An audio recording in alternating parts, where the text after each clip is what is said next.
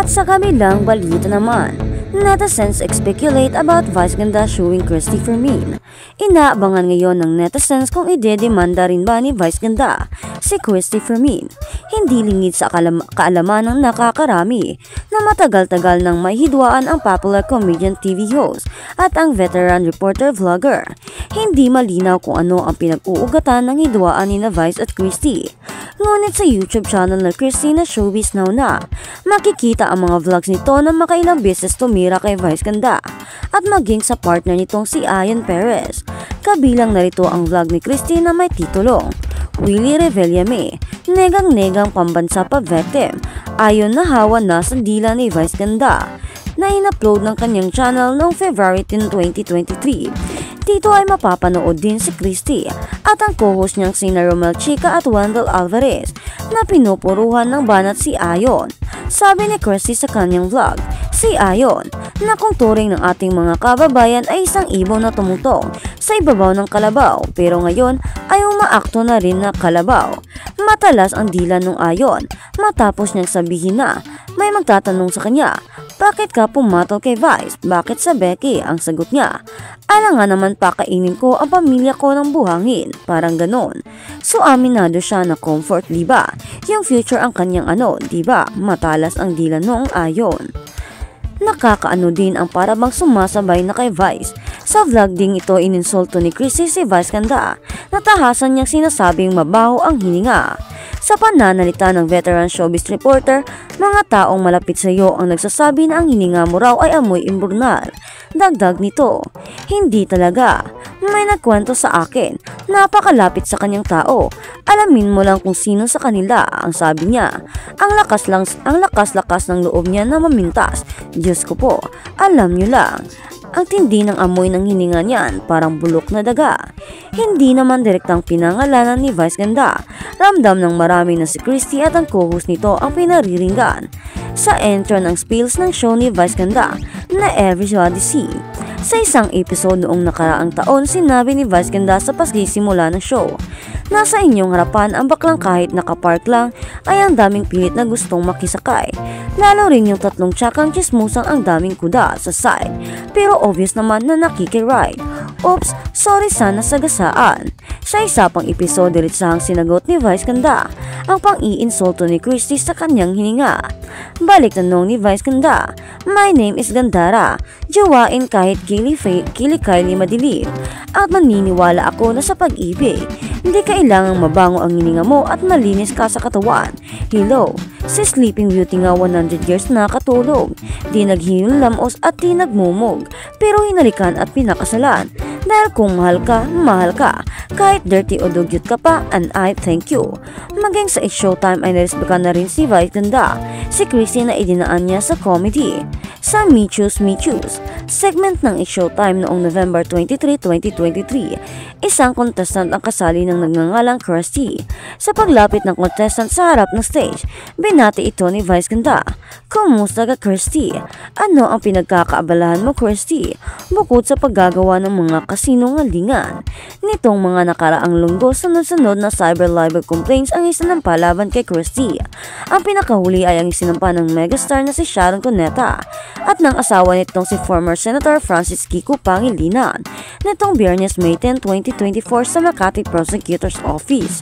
Sa comment section ng video ng filing ni Sharon at Kiko na in-upload sa TikTok account ng PPH or Philippine Entertainment Portal, may mga ngilang-ngilang netizens ang nanghihikayat kay Vice Ganda na magsampa rin ng kaso laban sa reklamo laban kay Christy Fermin.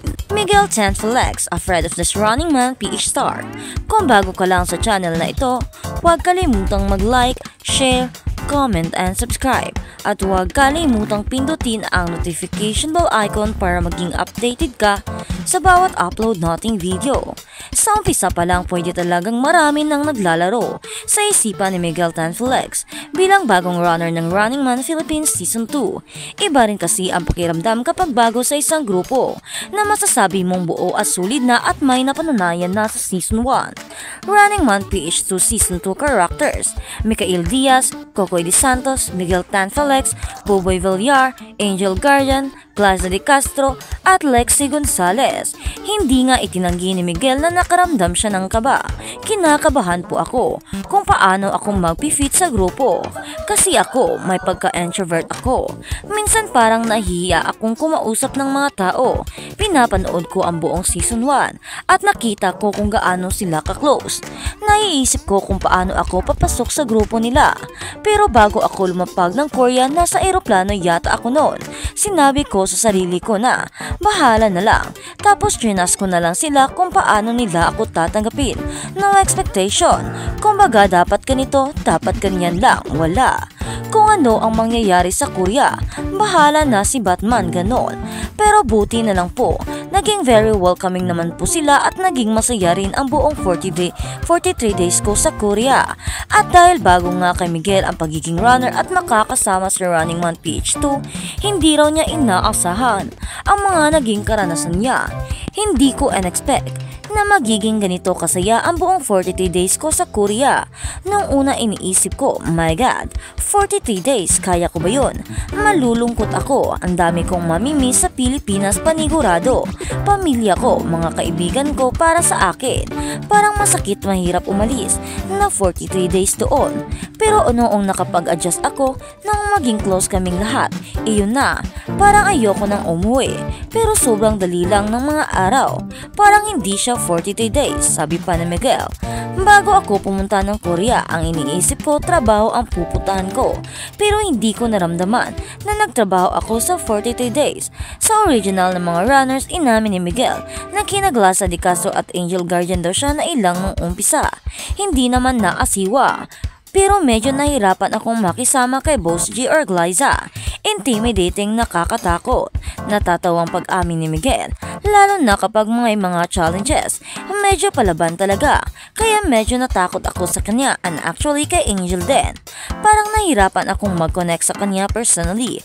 Pero may one time na nag-coffee kaming lahat ng runners.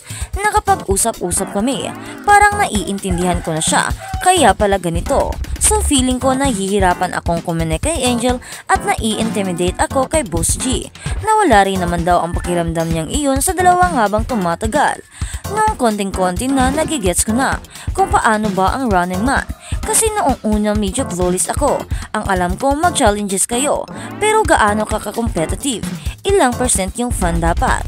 Pero noong medyo nagigets ko na, saka ko para mas lalong nakilala si Boss G na competitive talaga siya, pero masaya talaga kami. Magsisimula nang mapapanood ang Running Man PH2 tuwing Sabado at Linggo sa GMA7 simula ngayong May 10. Sa isang banda, isa na yata sa pinakamatagal nilang pagkakahiwalay na Isabel Ortega ang pamamalagi niya sa South Korea. Pinanggit niya ang mas mga namimiss